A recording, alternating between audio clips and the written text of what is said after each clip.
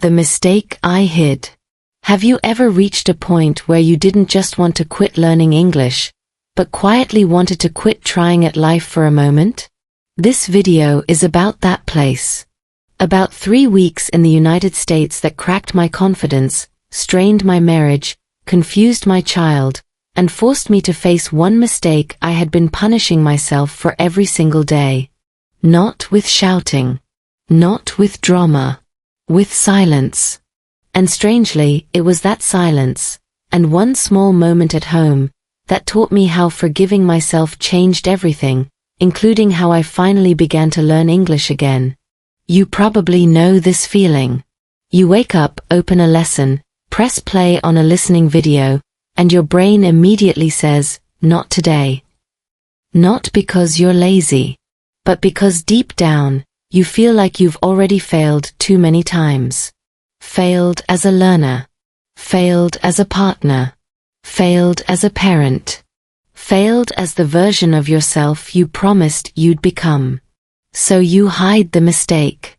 You don't name it. You just carry it. For me, that mistake wasn't dramatic. No scandal. No explosión. It was quieter, and worse.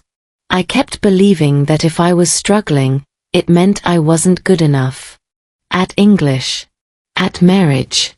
At being calm when my child asked questions I didn't know how to answer. Living in the US made that belief louder. Every conversation felt like a test. Every misunderstanding felt like proof. I started apologizing for existing. In English. In my own head. Psychologists call this self-directed blame. Your brain thinks shame will motivate you. It won't. Shame freezes learning. Studies on language acquisition show that when the nervous system feels unsafe, comprehension drops, memory weakens, and speaking becomes harder. In simple words, your brain stops cooperating. And instead of forgiving myself for being human, I doubled down. I told myself I had no excuse. That other people manage. That I should be better by now. Here's the strange part. The mistake I hid wasn't failing. It was refusing to forgive myself for failing. That's the part nobody teaches you. We talk a lot about discipline, consistency, habits. But not about emotional permission. Not about letting yourself be a beginner again. At language, at love, at communication inside a family that's also under pressure. During those first weeks, my marriage felt heavier.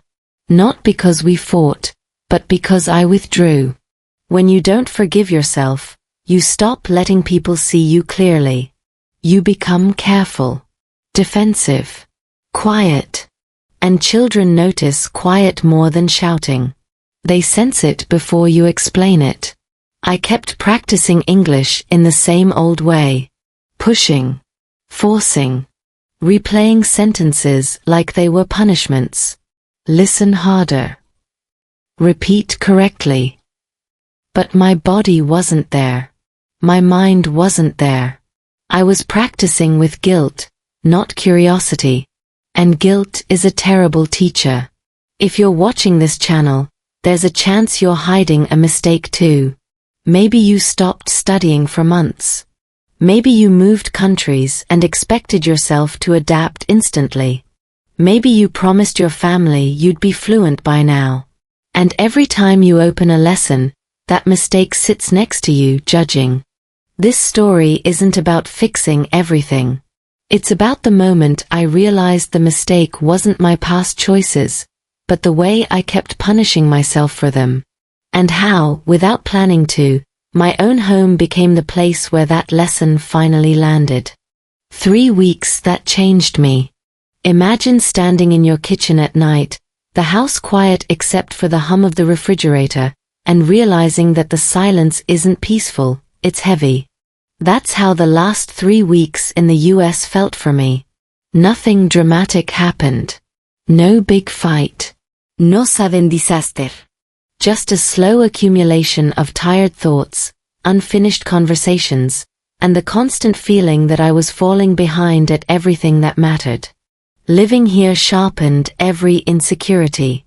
English surrounded me, but instead of helping, it reminded me of what I couldn't say fast enough. Simple things, ordering food, answering a teacher's email, small talk with neighbors, felt like tiny exams I was constantly failing. Each moment left a mark. And those marks didn't stay in public spaces. They followed me home. At home, I tried to be fine. You know that version of fine. The polite one. The quiet one. The one that says, "I'm okay," while mentally reviewing every mistake of the day. Research in stress psychology shows that when people suppress emotional discomfort, cognitive load increases. In plain language, pretending you're okay uses up mental energy. By the time evening comes, there's nothing left for learning, connection, or patience. That was me. By the end of each day, my brain was exhausted from self-monitoring. Was my English good enough? Did I say that wrong? Did I sound stupid? That exhaustion leaked into my marriage. Conversations became shorter. Not because we didn't care, but because caring felt like another task we might fail at. I noticed something unsettling. I wasn't just tired of studying English. I was tired of trying. And when trying feels dangerous, your brain chooses avoidance. Neuroscience calls this a threat response. When the brain senses repeated failure, it shifts into protection mode. You scroll instead of study. You stay quiet instead of speak. You delay instead of decide. Those 3 weeks were a mirror. They showed me how tightly my self-worth had become wrapped around performance. If I spoke well, I felt valuable.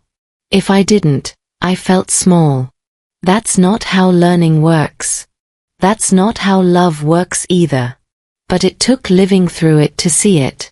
One night, I opened an English listening video. Slow. Simple. The kind I usually recommend. And I closed it after 30 seconds. Not because it was hard. Because it felt like judgment. That's when I knew something deeper was wrong. Learning had become a courtroom, and I was always on trial. Experts in adult learning talk about psychological safety. It means your brain needs to feel allowed to make mistakes. Children learn languages quickly because they're not ashamed of being wrong.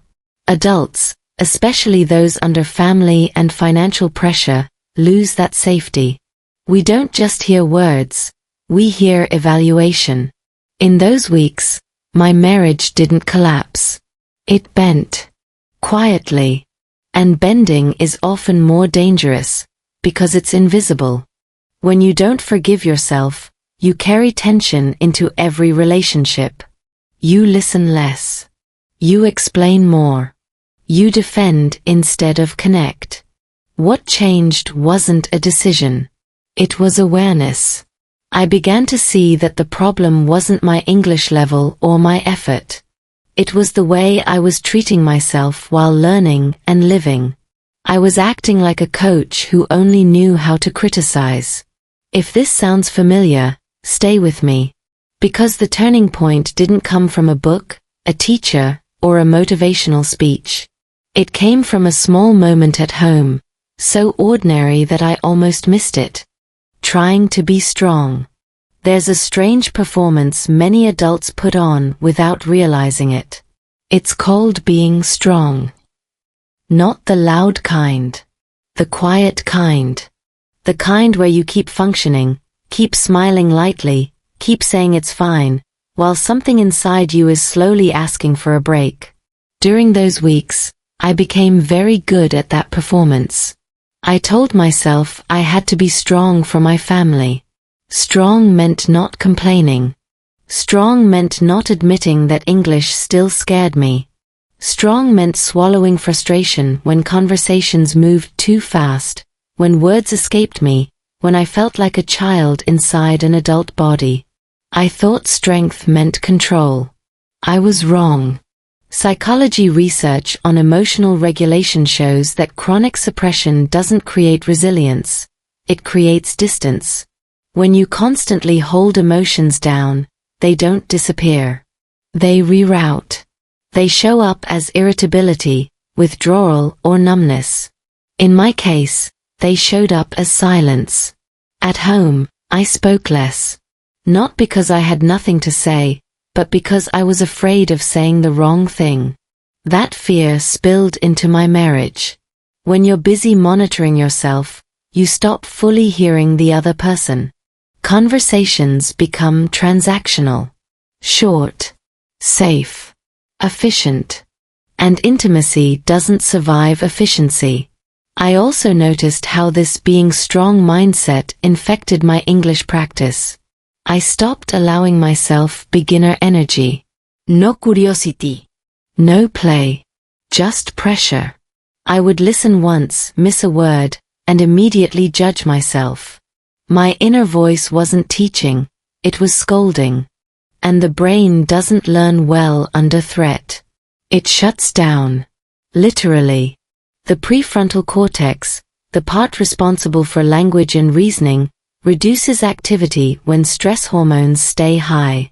So every time I forced myself to push through, I was actually slowing myself down. That's the cruel irony. The harder I tried to be strong, the weaker my learning became. There was also something else. Children learn by watching patterns, not explanations. Even when they're quiet. Even when you think they're busy with toys or screens. I didn't realize it then, but my child was watching how I treated myself. Watching how I reacted to mistakes. Watching how often I sighed after English calls or avoided speaking at all. One evening, my partner asked a simple question. Are you okay? I answered automatically. Yeah. Just tired. That answer ended the conversation, but it also ended a chance to be honest. Being strong had become a way to disappear politely. Experts on family dynamics say that emotional honesty doesn't burden relationships, it strengthens them. But honesty requires self-forgiveness first. You can't share vulnerability if you're still punishing yourself internally. You don't feel safe enough to be seen. That realization didn't come all at once. It crept in slowly. Through exhaustion. Through noticing how heavy everything felt for no clear reason. Through the quiet awareness that pretending to be strong was costing me more than admitting I was struggling. If you're listening to this while telling yourself to just try harder, pause for a second. Ask who you're performing strength for. And what it's actually costing you. Because the next moment in my story, the one that changed the direction of these weeks, didn't come from strength at all. It came from letting my guard down, without meaning to. The silent damage. Most damage doesn't arrive with noise. It arrives quietly, politely, and over time. That's what made it dangerous. During those weeks, nothing looked wrong from the outside. We still ate dinner together. We still talked about schedules. Life kept moving. But underneath, something was wearing down. When you don't forgive yourself, the first thing you lose isn't motivation. It's softness. You become sharper with yourself, and that sharpness leaks out. Not as anger, but as distance. I noticed I laughed less. I listened halfway. I answered questions efficiently, like a customer service line that wants the call to end. In psychology, there's a concept called emotional spillover.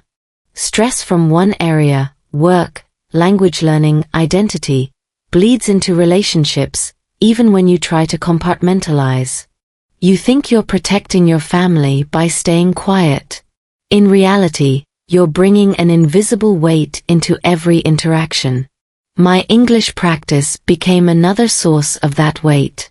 Instead of being a tool for connection, it felt like a reminder of everything I wasn't.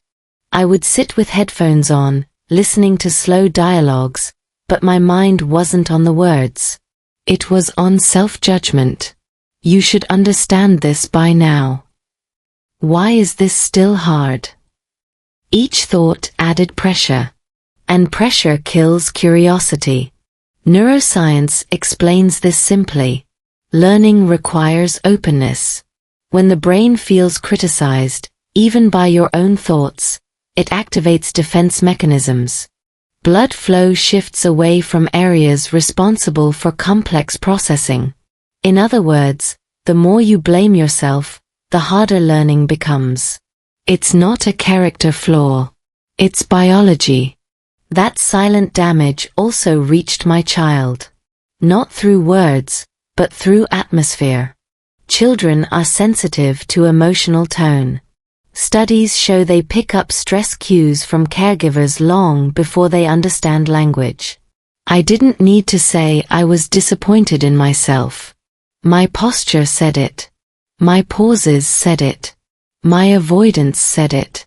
There was a moment when I realized this wasn't just about English anymore. It was about modeling. What was I teaching without speaking? That mistakes should be hidden? That struggle equals weakness?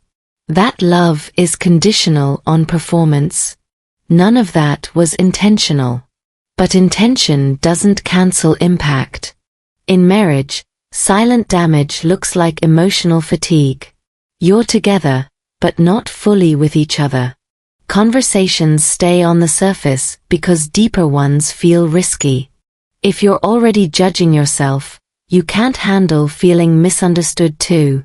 So you choose safety over honesty. I kept thinking the solution was discipline. More routines. More forcing myself to sit down and practice. But discipline without compassion is just another form of punishment. And punishment doesn't build skill. It builds resentment, toward the task, toward yourself, and eventually toward the people closest to you. This is the part most self-improvement advice skips. You don't fail because you lack effort. You stall because you're exhausted from carrying unprocessed self-blame. Until that's addressed, no method works for long. The turning point didn't arrive as a realization. It arrived as a moment. Small. Unplanned. At home. A moment that exposed everything I had been hiding, without accusation, without judgment. Just honesty. A small moment at home. The moment didn't feel important at first. That's the strange thing. Big changes rarely announce themselves. They slip in quietly, wearing ordinary clothes. It was late afternoon. The kind of time when everyone is tired but dinner isn't ready yet. I was sitting at the table with my laptop open, an English audio paused halfway through. I wasn't studying. I was staring. You know that stare, the one where your eyes are on the screen but your thoughts are somewhere else, replaying the day. My child was nearby drawing. Quiet. Focused. Or so I thought. I sighed. Not loudly. Just enough to release pressure. And I said something without thinking. In English, actually. I'm not good at this. It wasn't dramatic. It wasn't meant for anyone. Just a thought that slipped out. That's when the room changed. Children have a way of hearing the sentence behind the sentence. I didn't say, I'm tired. I said, I'm not enough.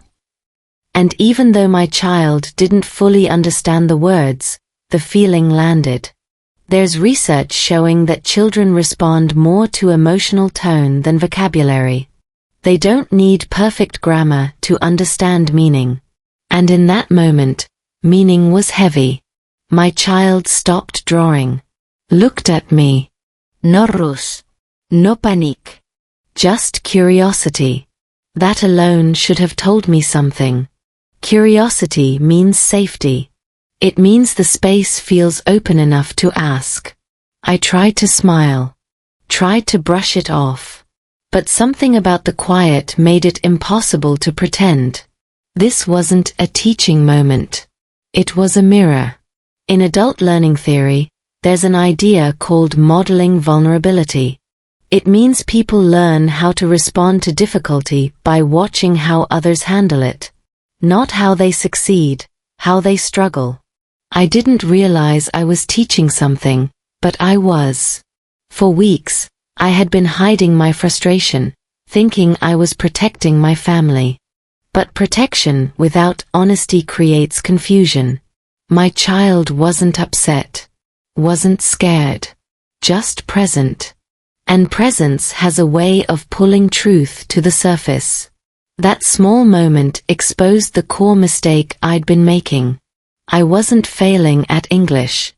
I was failing to be kind to myself in front of the people who mattered most.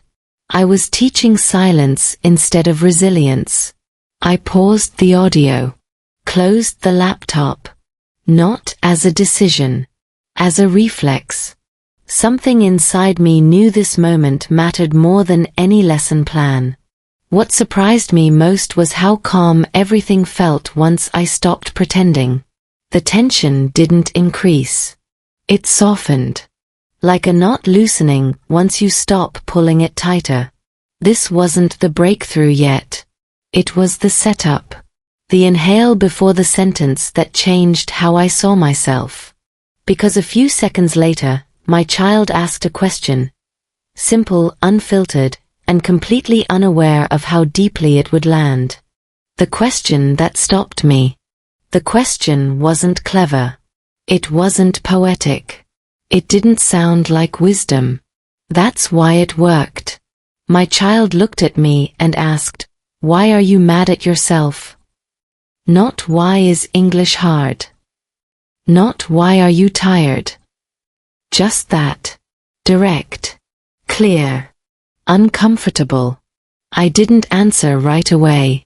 Adults often need time to process questions children ask in one breath. Because children skip the layers. They don't ask about symptoms. They ask about the cause. That question stopped me because it named something I hadn't admitted out loud. I wasn't frustrated with English. I was angry at myself. For taking too long. For not adapting faster. For needing help. For still being a learner. In psychology, this is called internalized criticism. Over time, external pressure becomes an inner voice. You no longer need someone to judge you, you do it automatically. And once that voice becomes familiar, you stop noticing how harsh it is. I tried to answer lightly. I said, "I'm not mad." But the words felt thin. Children notice when language doesn't match reality. My child waited. No pressure. Just space. That silence did more than advice ever could. There's a concept in neuroscience called the pause effect. When the brain pauses instead of reacting, it has a chance to reevaluate patterns. That pause was new for me. Usually, I rushed past discomfort. Explained it away. Minimized it. This time, I stayed. And in that space, I realized the mistake I needed to forgive myself for wasn't a single action. It was years of believing that struggle meant failure. That needing time meant weakness. That being imperfect meant being unworthy of patience. My own patience. I told my child the truth. Slowly. In simple English.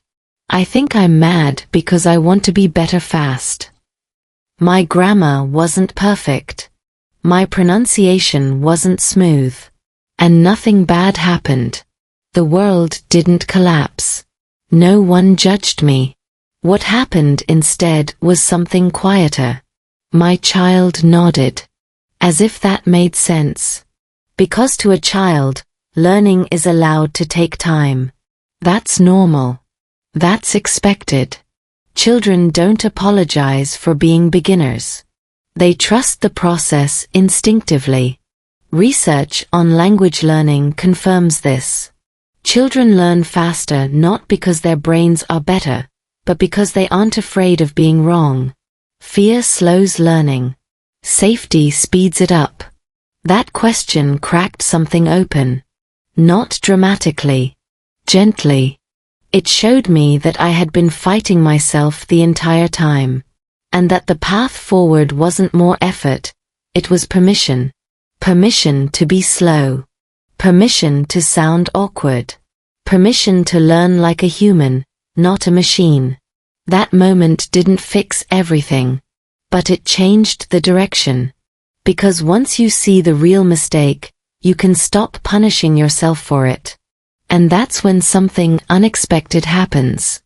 That's when my child, without trying to, became my teacher. Forgiving myself slowly.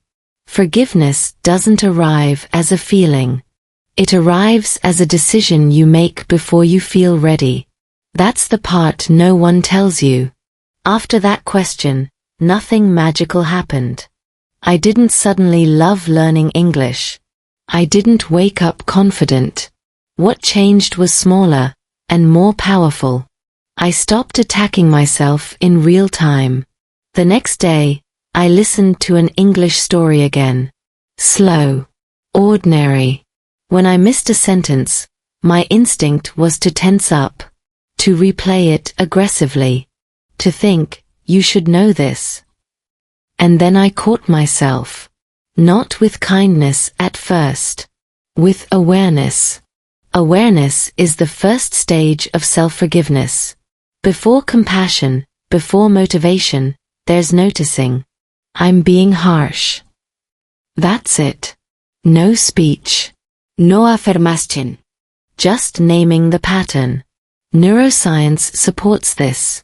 When you notice a thought without reacting, you weaken its emotional charge. The brain's threat system calms slightly. Learning becomes possible again, not because you forced it, but because you stopped blocking it. I began practicing English the way my child learns everything. Short sessions. No pressure. No punishment. If a word didn't land, I let it pass. If I understood one sentence, that was enough.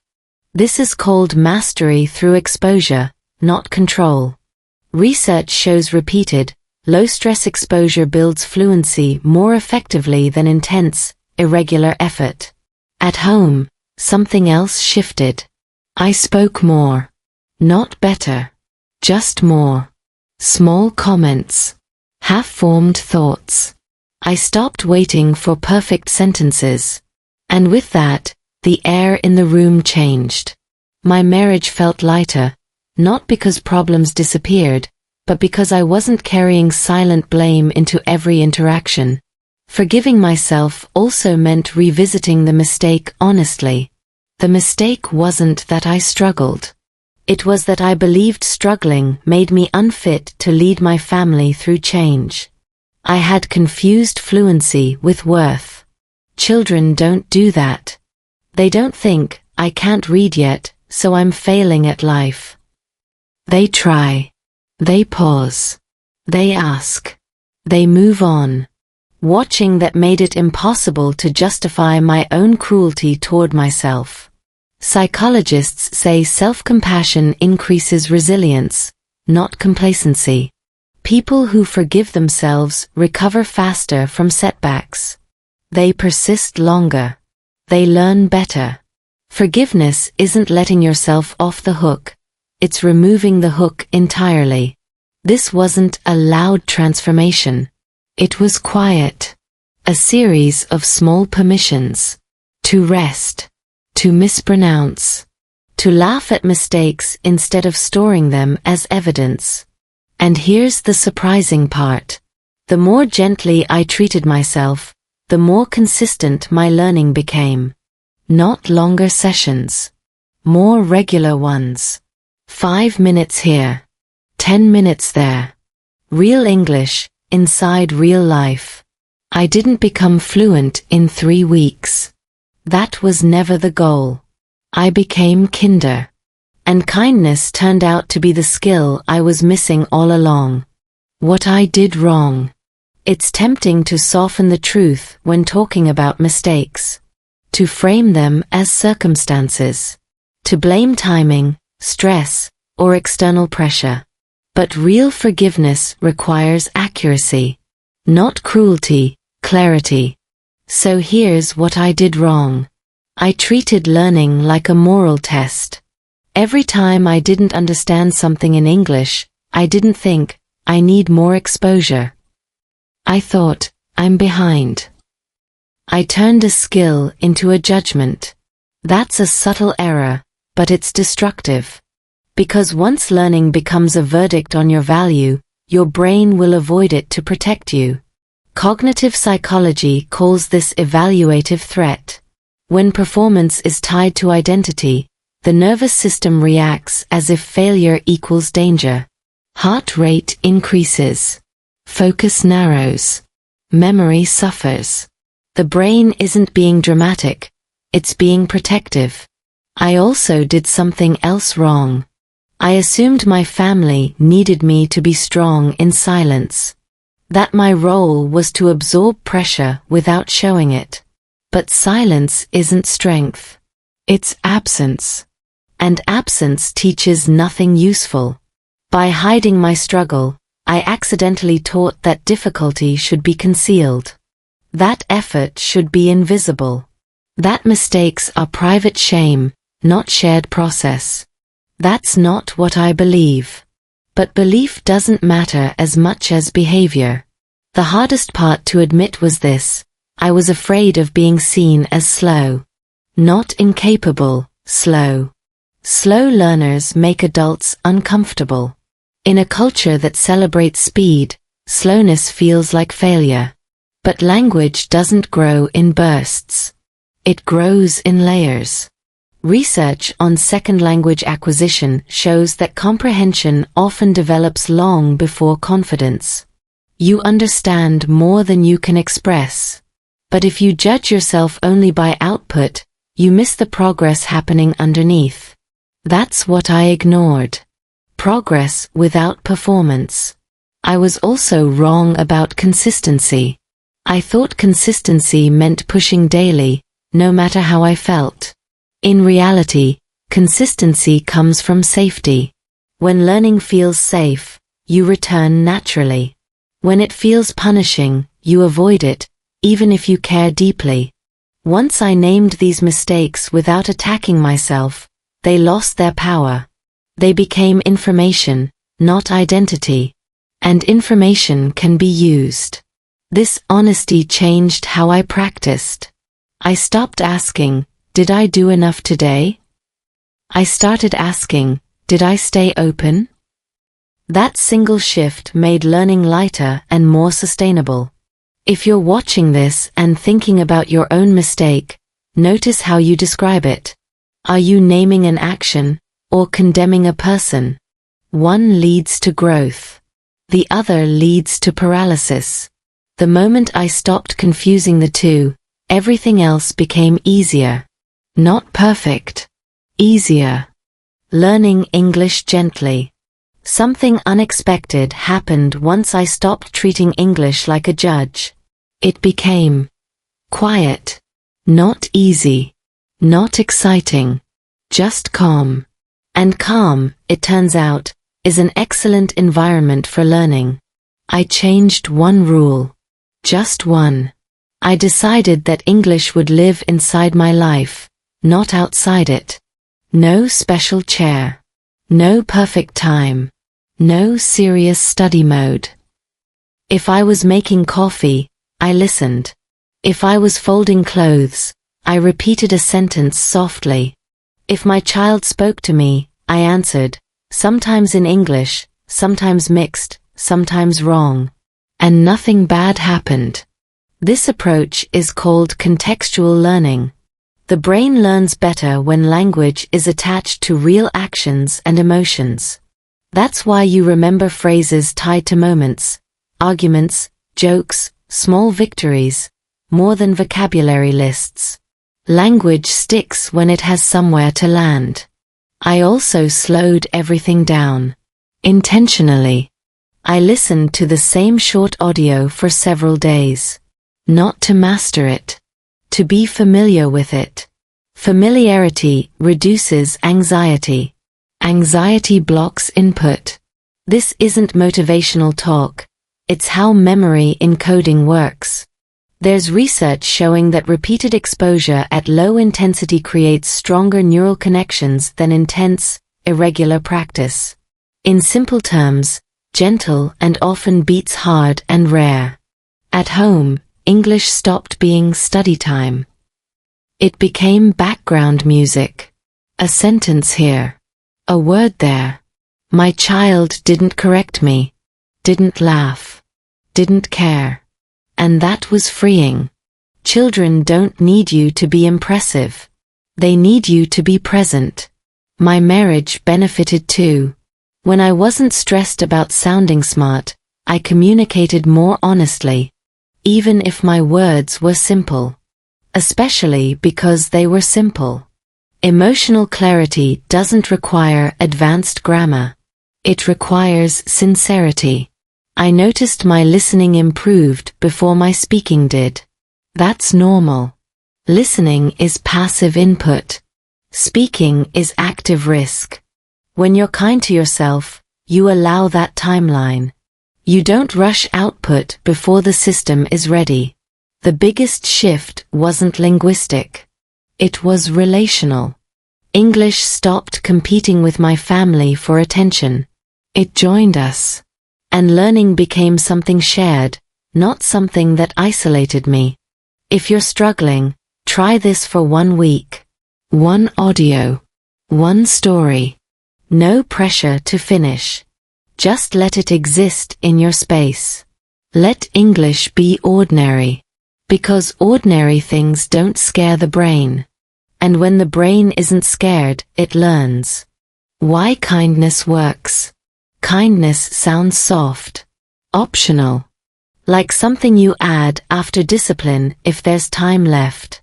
But biologically, kindness is not decoration. It's infrastructure. Without it, learning collapses quietly, then completely. When you criticize yourself, your brain doesn't hear motivation. It hears danger. The amygdala, your internal alarm system, activates. Stress hormones rise. Blood flow shifts away from the prefrontal cortex, the area responsible for language, reasoning, and memory. In plain English, the exact part of your brain you need to learn English goes offline. This is why forcing yourself rarely works long-term. You're asking a stressed system to perform a complex task while it's busy protecting you. The brain isn't stubborn. It's cautious. Kindness does the opposite. It signals safety. And safety tells the brain it's allowed to explore, to guess, to sound wrong, to try again. That's not emotional poetry. That's neuroscience. Research on self-compassion consistently shows that people who respond kindly to mistakes recover faster, persist longer, and develop higher cognitive flexibility. They don't avoid difficulty, they return to it. And return is where learning actually happens. During those weeks, I made a tiny but radical change. I stopped saying, I should know this. I started saying, I'm learning this. Same situation. Completely different message. One sentence is a verdict.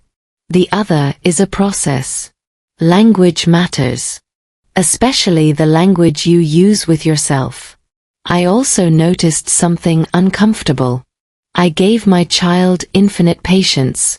When they repeated a question, I answered again. When they made a mess, I cleaned it up calmly. When they struggled, I encouraged them.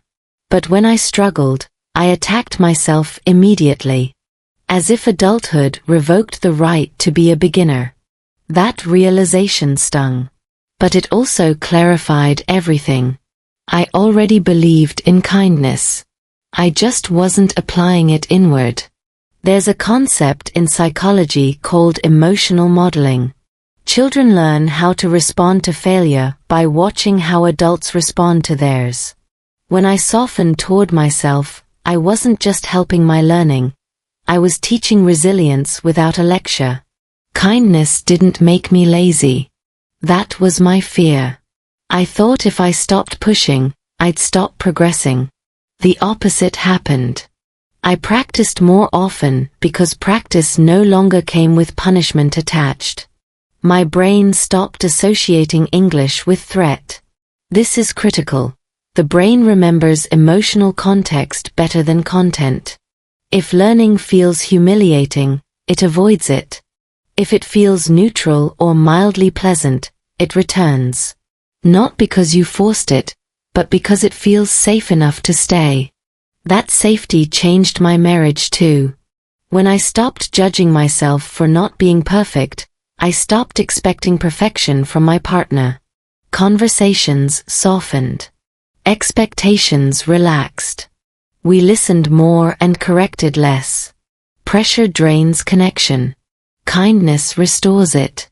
If you're waiting to feel confident before being kind to yourself, you've reversed the order. Confidence grows out of kindness, not the other way around. This isn't about lowering standards. It's about removing fear. And fear has been blocking more of your progress, language, relationships, and self-trust, than lack of effort ever did. A lighter marriage. The shift in our marriage didn't arrive with a conversation or a promise. It arrived as relief. The kind you feel when someone finally stops holding their breath in the same room as you. I hadn't realized how tense I'd been carrying myself until I wasn't anymore. When I stopped fighting my own mistakes, I stopped bringing that fight into the relationship. Before, even neutral moments felt loaded. A simple question could sound like criticism. A pause could feel like disapproval. That wasn't because my partner changed, it was because my internal pressure distorted everything. Psychologists talk about emotional projection. When you judge yourself harshly, you expect judgment from others. You become defensive before anything actually happens. I was doing that constantly without noticing. Forgiving myself removed the lens that made everything feel sharper than it was. The most noticeable change was silence. It became softer. We could sit together without needing to fix anything. That's rare when stress is high. Silence usually feels like a problem to solve. When it stops feeling dangerous, connection deepens naturally. I also became more honest in small ways. Instead of pretending I understood everything, I said, "Can you say that again?" Instead of hiding confusion, I named it. In English. In our shared life. And each time nothing bad happened, my nervous system learned a new pattern. Safety replaced anticipation. Research on secure attachment shows that relationships stabilize when emotional responses become predictable and kind. You don't need grand gestures. You need consistency without threat. That's what self-forgiveness gave me, the ability to respond instead of react. My partner didn't need me to be confident. They needed me to be present. When I wasn't mentally rehearsing my failures, I listened better. I noticed tone. I noticed timing. I noticed when to speak and when to simply stay. Our child benefited too. The household rhythm changed. Mornings were less rushed. Evenings less heavy. Children don't need perfect parents. They need regulated ones. When adults calm their own inner storms, children don't have to adapt to emotional weather. I realized something important about marriage during those weeks. It's not tested most during big crises. It's tested during prolonged uncertainty, new countries, new languages, delayed progress. That's where small emotional habits matter most. Forgiving myself didn't solve those uncertainties. It made them survivable. It kept us from turning stress into distance. If you're struggling in your relationships while learning something difficult, look at the pressure you're carrying alone. You may not need better communication. You may need gentler self-talk. That gentleness changed the emotional temperature of our home. And from that calm, a final lesson emerged. One I intend to carry forward, even when things get hard again. The lesson I'll keep. There's a lesson that only arrives after you stop rushing to fix yourself. It doesn't shout. It waits. And once you hear it, you can't unhear it. The mistake I needed to forgive myself for wasn't moving too slowly, or struggling with English, or feeling overwhelmed in a new country. The mistake was believing that difficulty meant something was wrong with me. That belief shaped everything. How I learned, how I loved, how I showed up in my family. 3 weeks in the US were enough to expose that pattern. Not to destroy it. To reveal it. And revelation is gentler than collapse. When I forgave myself, nothing became perfect. English still takes effort. Marriage still requires attention. Parenting still humbles me daily. But the emotional cost dropped. And that changed everything. I learned that forgiveness isn't forgetting. It's remembering without punishment. It's saying, yes, that happened, and I'm still allowed to continue. That permission is powerful. It keeps you moving when motivation fades. For learning English, this means something simple. Show up gently. Listen more than you speak. Let your mistakes be data, not evidence. Practice in real life, not just in lessons. Language is connection, not performance. For relationships, it means allowing yourself to be seen unfinished. People don't connect to polished versions of us. They connect to honesty. When you stop hiding your struggle, you stop isolating yourself inside it. For your children, it means modeling something more valuable than fluency. You model self-trust. You show them that growth includes pauses. That effort doesn't require self-attack. That learning is allowed to be slow. Neuroscience, psychology, and lived experience all point to the same truth. Safety precedes progress. When your nervous system feels safe, learning accelerates. When it doesn't, no amount of pressure helps. If you're watching this and carrying a mistake you haven't forgiven yourself for, start here. Name it accurately. Drop the judgment. Choose one small act of kindness toward yourself today. Not because you deserve a reward, but because you deserve a chance. You don't need to become someone new to move forward. You need to stop fighting the person you already are. That's the lesson I'll keep. And the one I hope stays with you after this video ends. If you stayed with me until this moment, there's a good chance you're carrying a mistake you haven't fully forgiven yourself for yet. Maybe not loudly. Maybe not today. But quietly. And every time you open an English lesson, every time you try to speak, it whispers, you should be better by now. This video wasn't made to help you learn faster. It was made to help you stay kinder to yourself while learning. In the next videos, I'll keep sharing real stories about family, marriage, children, and how English slowly becomes part of everyday life in the most human way possible. No pressure. No perfection. Just real English. Real life. Real healing. So if you've ever felt like quitting English, felt behind compared to others, or blamed yourself for a past decision, don't leave just yet. Subscribe so you don't miss the next story. Like this video if it felt honest. It helps gentle content like this reach the people who need it most. And if you're ready, leave a comment below. What mistake are you still learning to forgive yourself for? The next story might not be louder, but it might be exactly the one you need.